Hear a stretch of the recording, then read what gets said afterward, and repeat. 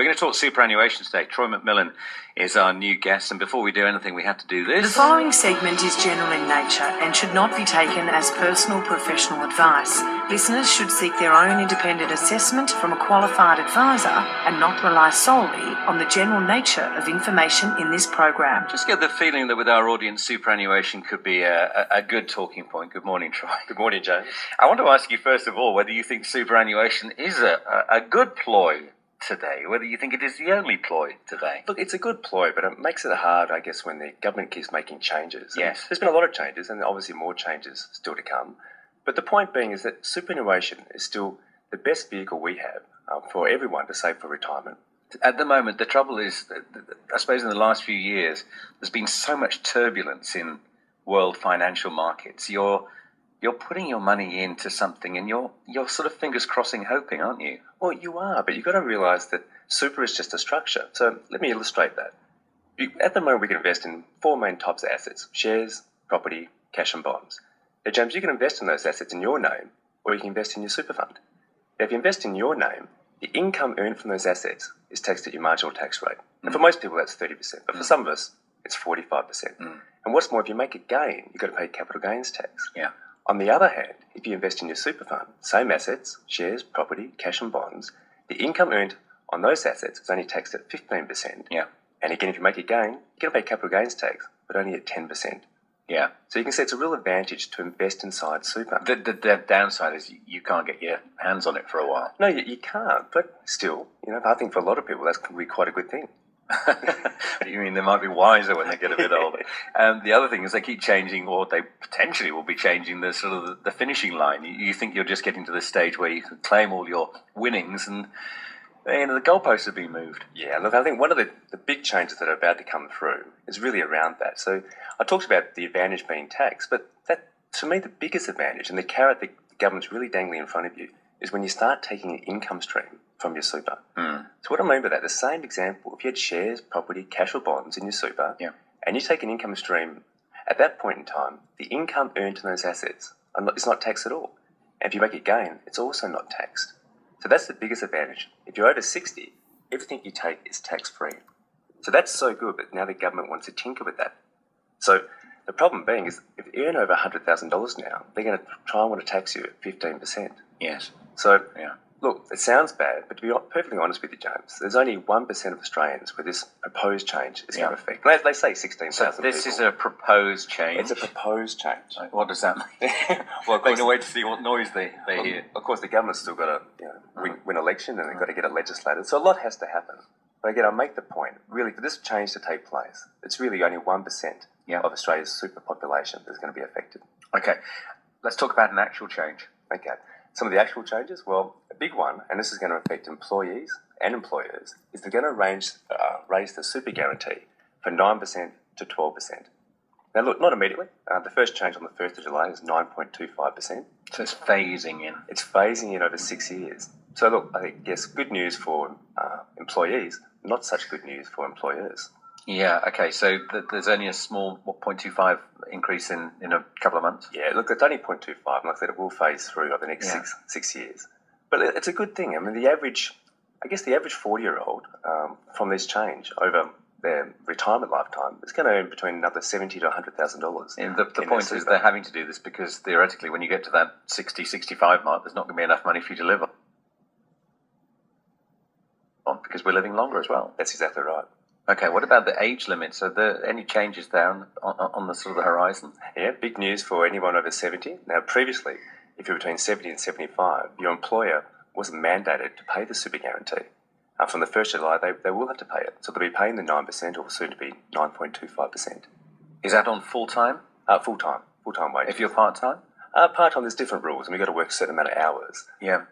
But the good news, I guess, for employers in that regard is that they'll get a tax deduction for paying that super guarantee. Whereas previously, if they wanted to pay it, for people over 70, they wouldn't get a tax deduction. Yeah. So I believe that's all good.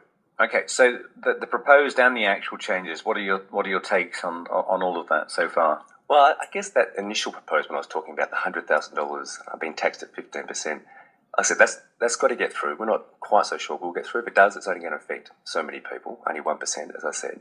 The other big proposed is that they want to increase the concessional cap into super. Now, to make that simple, it's the amount of money you can salary sacrifice into super or contribute as a personal if you're self-employed. Now, a lot of the people would actually remember that this used to be 100,000. Then they cut it to 50,000, and now it's 25,000.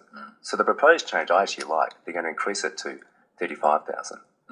So that's good news. On that 100,000 getting taxed at 15%, is that individual? So, I mean, if you're a couple, can you both? No, it's individual. It is so individual. Again, we believe from a financial planning perspective, there's a lot of strategies you could also employ to really take away the effect of that. So, but husband and wife could be on the 99,000 sort of mark. Of course, exactly right. There's a range of different ones you can do in relation to putting contributions into your spouse's name and so on.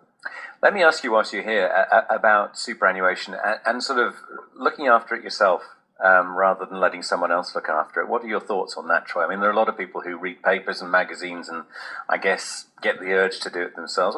How do you find those people go?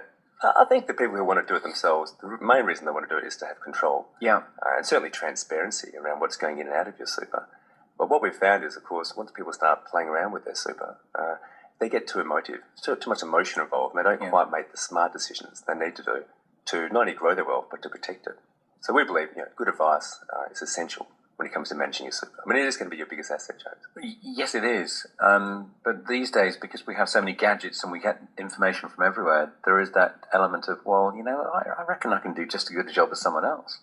We hear it all the time, and unfortunately, we also see the after effects of people who making started. bad decisions. Yeah, it's more around making poor decisions. Yeah. And there's a lot of professionals out there who get advice simply to take that emotion out of it. Yeah. What about mixing it up? As you said at the beginning, that idea of having your superannuation in different pots, lots of different pots within your superannuation, is that the sensible way to go? Look, it certainly is. I mean, you've got to diversify. You've got to look at what assets you want to build. I mentioned shares, property, cash and bonds. Yeah. But the trick is, what asset class do you go into? What do you buy at what particular time in the economic cycle? As you know, a couple of years ago, it was better to keep your money in cash. The last 9 months has been really, really great for people to be in shares and, of course, some property. It's easy doing it in hindsight, though. Of course it is. The trouble is doing it at the time. You never know quite whether you're making the right decision. Exactly right. But again, we follow an economic cycle. It goes throughout time. We're just going to work out where we're at in the economic cycle and what particular assets to buy into. And the trick is what individual assets in those sectors you need to buy into. Do you come across Troy? Troy MacMillan is with us this morning, by the way. Do you get a lot of people who come to the party late in the day who, maybe haven't had any money to put into super, or they've been doing other things, they're investing in properties or what have you, and then suddenly think, I want to look after my retirement. I'm getting sort of 20 years, towards that. We do, and again, we've got to go back to the initial point: is that super is the most tax-effective structure for people to house their wealth. So a lot of people invest in property throughout their life, and then of course they want to get a more tax-effective structure. So the trick, of course, James, is to get the money into super. And, of course, there's rules around that. You can only put so much into super at certain times. So we've got to really guide people around the strategy. Is it ever too late? It can be too late. Certainly when you get into your 70s, it can be too late to put money into super. True. But is there a period when, I know, obviously, ideally, we can start doing it from, say, 20 upwards. But, some people just don't have the money to do that. No, but the trick is, of course, regular contributions going into your super. Of course, from your employer, but we'd also encourage people personally themselves to put more money into super. Now, we'd normally say 30s, you're putting your super guarantee in, and then from 40s, 50s and onwards, you're putting more personal contributions into your super. So really fast-tracking your wealth inside your super. Yeah. And remember what the reason is. You want to get to 55, when you get to 60, you want to draw a tax-free income stream from your super. Well, you do, and you could now. The trouble is, by the time you get there, as I say, they might have changed it. Well, it keeps us in a job.